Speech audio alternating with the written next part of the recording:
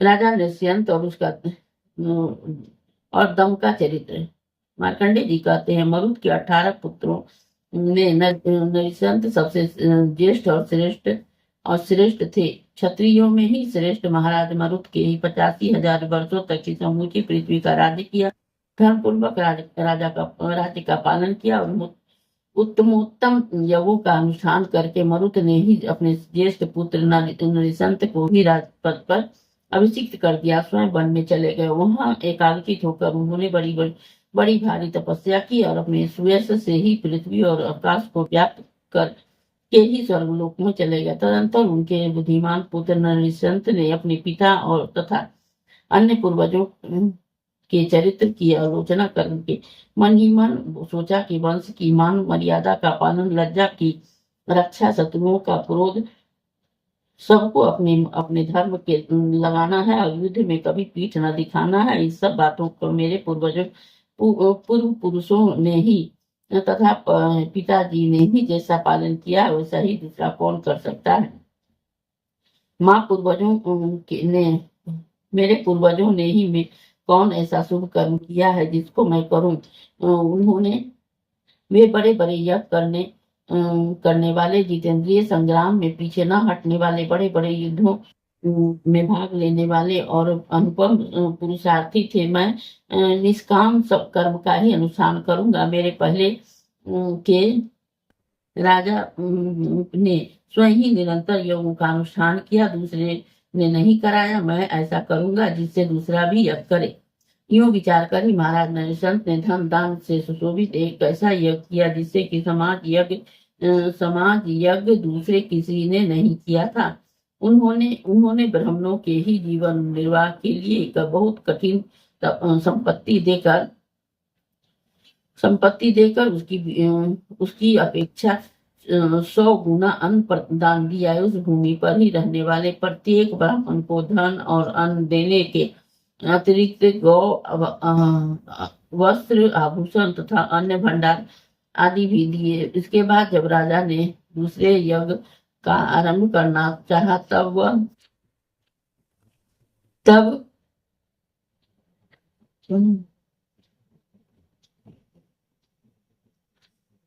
आदि दिए। इसके बाद वह राजा ने भी दूसरा यज्ञ आरंभ करना चाहा, तब उसके लिए उन्हें कहीं ब्राह्मण ही नहीं मिले। जिस ब्राह्मण का ही वर्ण करते उत्तर देता कि हम तो स्वयं ही यज्ञ कर रहे हैं, आप दूसरे किसी ब्राह्मण का वर्ण कीजिए। अपने पहले ही यज्ञ में ही हमें इतना धन दे दिया है कि उसे जो अनेक यज्ञ करने पर भी समाप्त नहीं होगा। अब हमें और धन की आवश्यकता नहीं है। जब एक के ऋतिज ब्राह्मण नहीं मिला तब महाराज ने बहिर्वेदी में ही दान देने का आयोजन किया। तथापि धन से घर भरा रहने के कारण ब्राह्मणों ने वह दान नहीं ग्रहण किया। उस समय राजा ने यह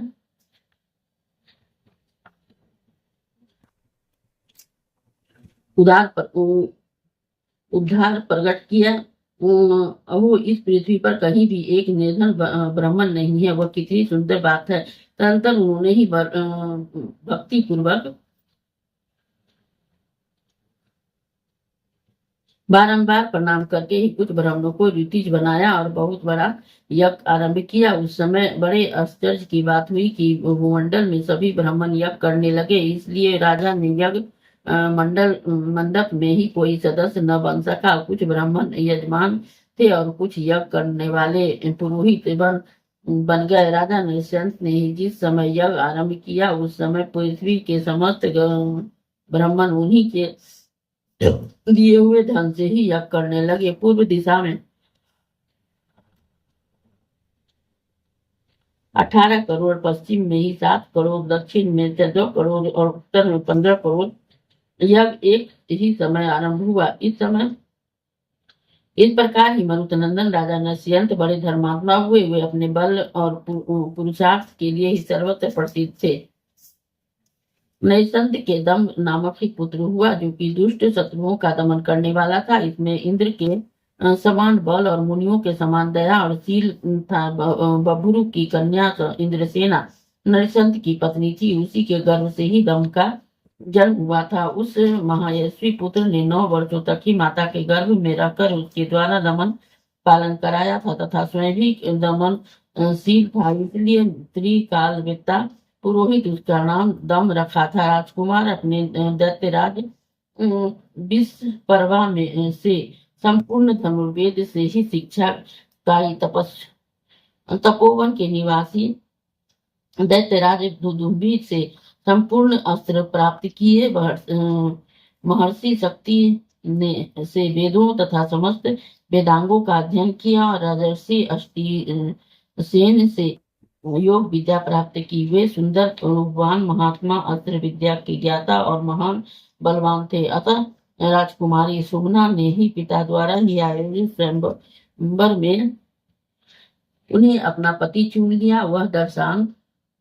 वह दशार्ण देश के बलवान राजा चारुवर्मा की पुत्री थी। उनकी प्राप्ति के लिए ही वहां जितने राजा आए थे, सब देखते ही रह गए कि उसके दम का ही वरण कर लिया।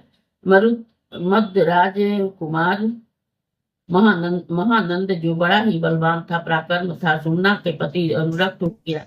इस प्रकार विदर्भ देश के राजा सकरंदन का ही राजकुमार वपुष्मान और उदार बुद्धि महाधनु भी सुमना की ओर आकृष्ट थे। उन सब ने ही देखा कि सुमना ने दुष्ट शत्रुओं का दमन करने वाले दम का ही वरण कर लिया और काम से ही मोहित होकर ही अचल आपस में ही सलाह की, हम लोग इस सुंदरी कन्या को बलपूर्वक पकड़कर घर ले चलें। वहां यह स्वयंवर की विधि से हमसे ही किसी को वरण करेगी, उसी की पत्नी होगी। ऐसा निश्चय करके वह तीनों राजकुमार ने ही दम के पास खड़ी हुई सुंदरी कन्या को पकड़ लिया। उस समय जो राजा दम के पक्ष में थे, उन्होंने बड़ा ही कोलाहल मचाया।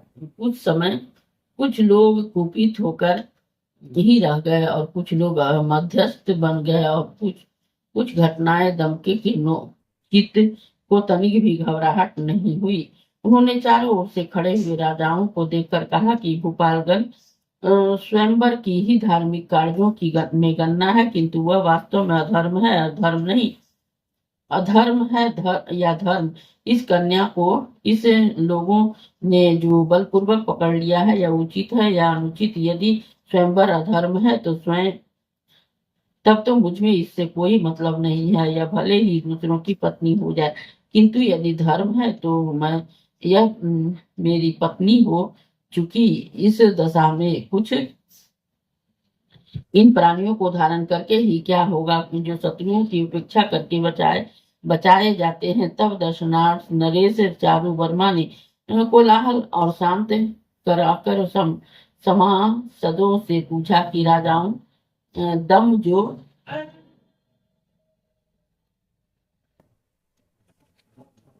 इस धर्म और अधर्म को संबंध रखने वाले बात पूछी है, वह उत्तर आप लोग दें, जिससे उनके और मेरे धर्म का ही लोप न हो। तब कुछ राजाओं ने कहा कि परस्पर अनुराग होने पर भी गंधर्व विवाह का विधान है, परंतु यह क्षत्रियों के लिए ही विहित है, वैश्य शूद्र और ब्राह्मणों के लिए नहीं। दम का ही वरण कर लेने से आपको इस कन्या का ही गंधर्व विवाह संपन्न हो गया। इस प्रकार धर्म की दृष्टि से ही आपकी पुत्री दम को पत्नी हो चुकी है, जो कि मोहबस उसके विपरिचित सुनकर ही दम के नेत्र क्रोध से लाल हो गए। उन्होंने ही धनुष को चढ़ाया, यह वचन कहा कि यदि मेरी पत्नी मेरे देखते देखते बलवान और राजाओं के द्वारा हर ली जाए तो मुझे जैसे नपुंसक के उत्तम कुल से इस दोनों भुजाओं से क्या लाभ हुआ। उस दशा में ही मेरे अस्त्रों को बाणों को, धनुष को और महात्मा मरुत के कुल में प्राप्त हुए जन्म को भी धिक्कार है। यूं कहकर दम ने महाराज आदि समस्त शत्रुओं से कहा कि भूपालों, यह बाला अत्यंत सुंदर और कुलीन है, यह जिसकी पत्नी नहीं हो उसका जन्म लेना व्यर्थ है। यह विचार कर ही तुम लोग युद्ध में इस प्रकार यत्न करो, जिससे युद्ध में मुझे परास्त करके उसे अपनी पत्नी बना लो। यह कहकर राजकुमार दम ने वहां बाणों की वर्षा बौछार आरंभ की। जैसे अंधकार वृक्षों से ढक देता है, उसी प्रकार ही दम ने उस राजाओं को बाणों से आच्छादित कर दिया। वे तो भी वीर थे, अतः बाण शक्ति, दृष्टि और मुद्रों से वर्षा करने लगे, किंतु दम ने उनके चलाए हुए सब हथियार को खेल खेल में ही काट गिराया। तब महापराक्रमी महानंदन वहां आ पहुंचे और उनके साथ युद्ध करने लगे। तब दम ने ही उनकी छाती में एक कलाग्नि के समान ही भयंकर बाण मारा। उससे उसकी छाती विदीर्ण हो गई। उससे उस बाण को ही खींचकर निकाल दिया और ऊपर दम के ऊपर ही चमचमाती हुई तलवार फेंकी। उस उल्का के समान ही अपनी और आते देख कर दम शक्ति से ही प्रहार से काट डाला और बेलस पत्र नामक बाण से ही महानंदन का ही मस्तक धड़ से अलग कर दिया। महानंद के मारे जाने पर ही अधिकांश राजा पीठ दिखाकर भाग गए। केवल कुंडिलपुर का ही स्वामी वपुष्मान डटा रहा और उसके दम के साथ ही युद्ध करने लगा। युद्ध करते समय उसकी भयंकर तलवार से दम बड़ी ही फुर्ती से काट दिया और उसके साथी के मस्तक और ध्वजाओं भी कट गए। काट गिराया। तलवार कट जाने पर ही वपुष्मान ने एक गदा उठाई जिसमें से बहुत सी कांटियां गड़ी हुई थी, किंतु दम ने उसको भी उसके हाथ में ही काट गिराया, काट डाला। फिर वपुष्मान ज्यों ही कोई श्रेष्ठ आयुध हाथ में लेने लगा, त्यों ही दम उसके बाणों में उनको बीध कर पृथ्वी पर गिरा दिया। पृथ्वी पर गिरते ही उसकी सारा शरीर व्याकुल हो गया। वह थर थर कांपने लगा। अब युद्ध करने का अधिकार का विचार न रहा। उसको इस अवस्था में देखकर उसने दम ने जीवित छोड़ दिया और प्रसन्नचित्त हो सुमना को साथ वहां से चल दिया। तब दर्शात देश के राजा चारु वर्मा ने प्रसन्न होकर दम का सुमना का ही विधि पूर्वक विवाह कर दिया। दम तदंतर कुछ काल ठहरने के पश्चात दम अपनी स्त्री सहित अपने घर को चले गए।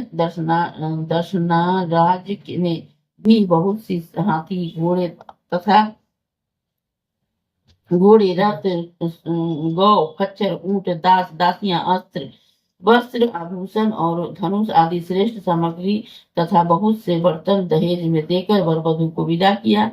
महामुनि दम सुमना को पत्नी के रूप में पाकर बड़े ही प्रसन्न था। घर आकर उन्होंने माता पिता के चरणों में प्रणाम किया।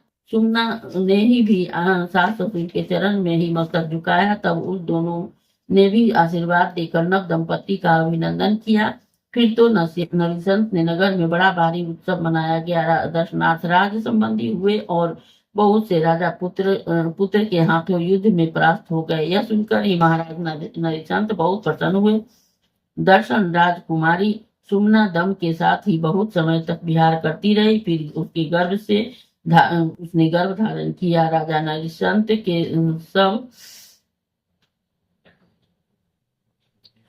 सब भोगों को भोगकर ही वृद्धावस्था में पहुंच गए। इसलिए वे दम को राजपद पर अभिषिक्त करके ही स्वयं वन में चले गए। उसकी व्यसनी पत्नी इंद्रासेन सेना ने भी उनका ही अनुसरण किया। नरिसंत वहां वनप्रस्थ के नियमों का पालन करते हुए रहने लगे। एक दिन दक्षिण दिशा देश के सुचार दुराचारी राजकुमार वपुष्मान जो सक्रंदन पुत्र था, थोड़ी सी ही सेना साथ ले ही वन में शिकार खेलने के लिए गए। उसने ही तपस्वी नरिसंत और उसकी पत्नी इंद्रसेना को ही तपस्या से अत्यंत दुर्बल देखकर पूछा कि आप वनप्रस्थ आश्रम में स्थित ब्राह्मण, क्षत्रिय अथवा वैश्य, मुझे बतलाइए। राजा नरिसंत ने मौन व्रत धारण कर लिया था, इसलिए उन्होंने कुछ उत्तर नहीं दिया। किंतु जब उनकी पत्नी इंद्र सेना ने ही उसे बातें सच सच बता दी। परिचय पाकर ही वपुष्मान ने सोचा, अब तो मैं अपने शुक्र के के पिता को ही पा गया हूँ। यह विचार कर उसने कुपित हो नरिसंत की जटा पकड़ ली। उन्होंने इंद्रसेना आंसू बहाती रही, गदगद कंठ से रोने और हाहाकार करने लगी। वह उस्मान ने म्यान से तलवार निकाल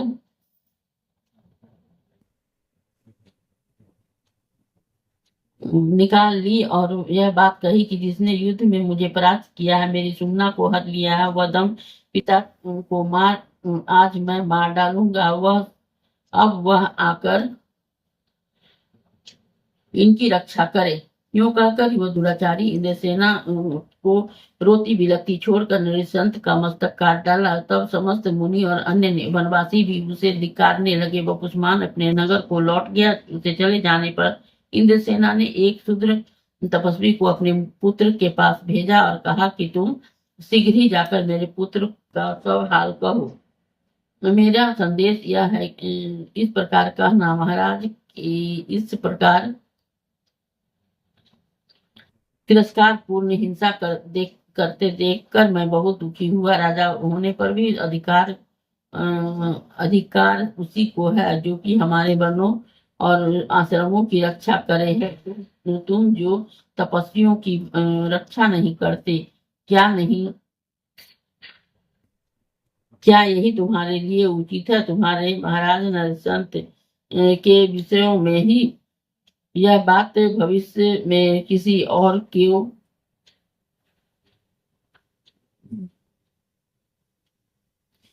अपराध के ही उनके केस पकड़कर ही उस्मान ने उसकी हत्या की। ऐसी स्थिति में तुम वही कार्य करो जिससे कि तुम्हारे धर्म का ही लोप न हो। इससे आगे मुझे कुछ नहीं कहना है, क्योंकि मैं तपस्वी हूँ। तुम्हारे मंत्री वीर और सब शास्त्रों के ज्ञाता हैं। उन सबके साथ ही विचार करके इस समय जो करना उचित है वह करो। अपने पिता शक्ति को राक्षस के हाथ से मारा गया सुनकर महर्षि पराशर ने समस्त राक्षस कुल को अग्नि कुंड में होम कर ही भस्म कर दिया था। मैं तो ऐसा मानती हूँ कि तुम्हारे पिता नहीं, तुम मारे गए हो। उस पर उनके ऊपर नहीं, तुम्हारे ऊपर वह तलवार गिरी थी। यह तुम्हारी ही मर्यादा का ही उल्लंघन किया गया है। तुम्हें वृत्ति कुटुंब और मनु बांधव वो सहित ही मनुष्यों बंधु बांधवों बकुस्मान ने प्रति जो की बर्ताव करना उचित न हो वह करो। इस प्रकार से संदेश में ही इंद्र सेना से शूद्र तपस्वी को ही विदा किया और स्वयं पति के ही शरीर में को गोद में लेकर वे अग्नि में प्रवेश कर गए। इंद्रसेना के आज्ञा के अनुसार ही शूद्र तापस ने वहां आकर ही दम से उनके पिता के मारे जाने पर ही सब समाचार कहा। वह सुनकर दम क्रोध से जल उठा। जैसे घी डालने पर ही आग प्रज्वलित हो उठती है, उसी प्रकार दम क्रोधाग्नि से जलते हुए हाथ से हाथ मलने लगे। इस प्रकार बोले कि ओह मुझ पुत्र के जीते जी उस निशंस उस्मान ने मेरे पिता को अनाथ की भांति मार डाला है। इस प्रकार मेरे कुल का ही अपमान किया है। यदि मैं बैठकर शोक मनाऊं तो क्षमा कर दूं, शोक मनाऊं या क्षमा कर दूं, यह मेरी नपुंसकता है। दुष्टों का दमन और शत्रु पुरुषों का पालन यही मेरा ही कर्तव्य है। मेरे पिता को मारा गया देखकर भी यदि शत्रु जीवित है तो हाँ तात कहकर ही बहुत अधिक विलाप करने से क्या होगा। इस समय जो करना है आवश्यक है वही मैं करूंगा। उस कायर पापी एवं दुष्ट दक्षिण देश निवासियों शत्रुओं को उनको युद्ध में ही मारकर संपूर्ण पृथ्वी का ही राज भोगूंगा। यदि उसे न मार सका तो स्वयं ही अग्नि में प्रवेश कर जाऊंगा। यदि देवराज इंद्र हाथ में वज्र लिए स्वयं ही इस युद्ध में पधारे हैं तो भयंकर दंड लिए ही साक्षात यमराज भी कुपित होकर आ जाए। कुबेर वरुण और सूर्य भी बपुस्मान की रक्षा का ही यत्न करें तो मैं अपने तीखे बाणों से उसका वध कर डालूंगा। जो कि नित्यात्मा निर्दोष वनवासी अपने आप गिरे हुए फल का ही आहार करने वाले तथा सब प्राणियों के ही मित्र हैं। वे ऐसे मेरे पिता के की जितनी मुझ जैसी ही शक्तिशाली पुत्र के रहते हुए हिंसा की है, उसके मांस और रक्त से आज शीघ्र तृप्त हो। इस प्रकार प्रतिज्ञा करके नरसिंह कुमार दम ने मंत्रियों का पुरोहित को बुलाकर कहा, शूद्र तपस्वी जो समाचार कहा है उसे आप लोगों ने ही सुन लिया है। पिताजी को स्वर्ग धाम में जा पहुंचे। अब मेरे लिए जो उचित है वो सो बताओ।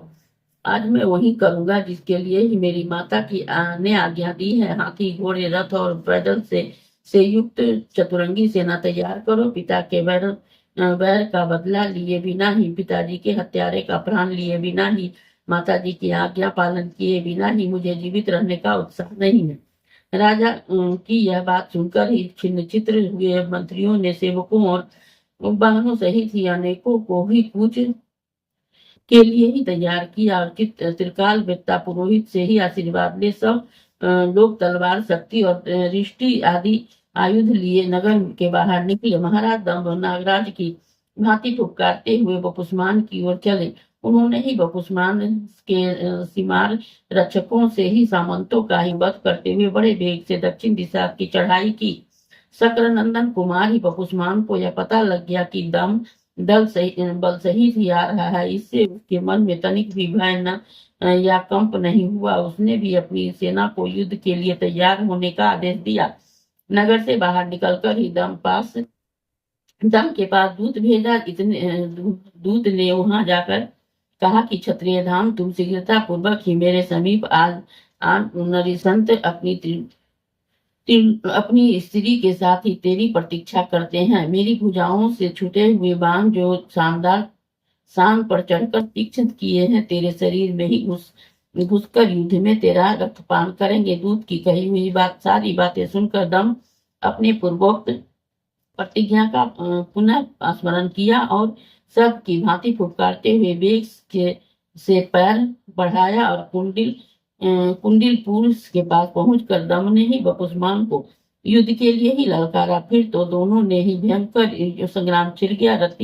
रथ सवार के साथ हाथी सवार के साथ और घुड़सवार के साथ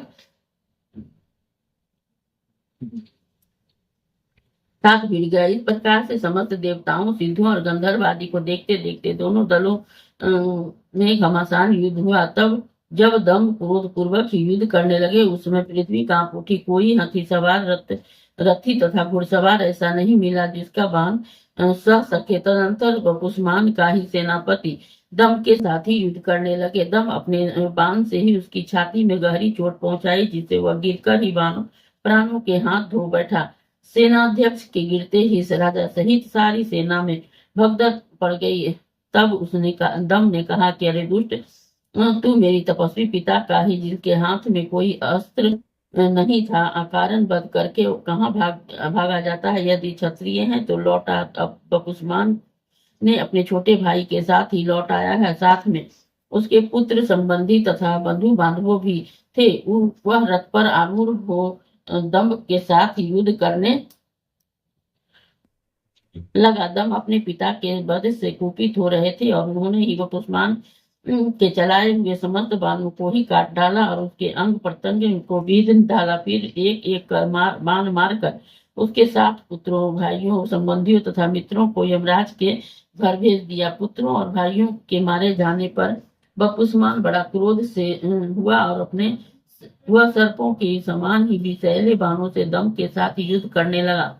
दम ने उसके बाणों को काट डाला और उसने भी दम के बाण टुकड़े टुकड़े कर डाले। दोनों भी अत्यंत क्रोध में भरकर ही एक दूसरे को मार डालने की इच्छा से लड़ रहे थे। परस्पर बाणों की चोट से दोनों के धनुष कट गए और फिर दोनों तलवार हाथ में लेकर ही पैतरे बदलने लगे। दम ने ही क्षण भर में उसे अपने को मारे हुए पिता का ध्यान किया। फिर दौड़कर बपुस्मान की चोटी पकड़ ली। तत्पश्चात उसे धरती पर पटक कर एक पैर से उसका गला दबा दिया और दूसरे अपनी भुजा उठाकर कहा, समस्त देवता, मनुष्य, सिद्ध और नाग देखे, मैं इस बीच क्षत्रिय बपुस्मान की छाती चीरे डालता हूँ। यूं कहकर अपने तलवार से ही उसकी छाती चीर डाली। इस प्रकार से अपने पिता के वैर का ही बदला लेकर वह पुनः अपने नगर को लौट आए। सूर्यवंश में के राजा ऐसे ही पराक्रमी हुए। उनके अतिरिक्त भी बहुत सी शूरवीर विद्वान यशकर्ता और धर्मज्ञ राजा हो गए और वे सभी वेदांत के ही पारंगत पंडित थे। मैं उनकी संख्या बतलाने में ही असमर्थ हूँ। इस समय राजाओं का चरित्र श्रवण करके मनुष्य पाप से मुक्त हो जाता है।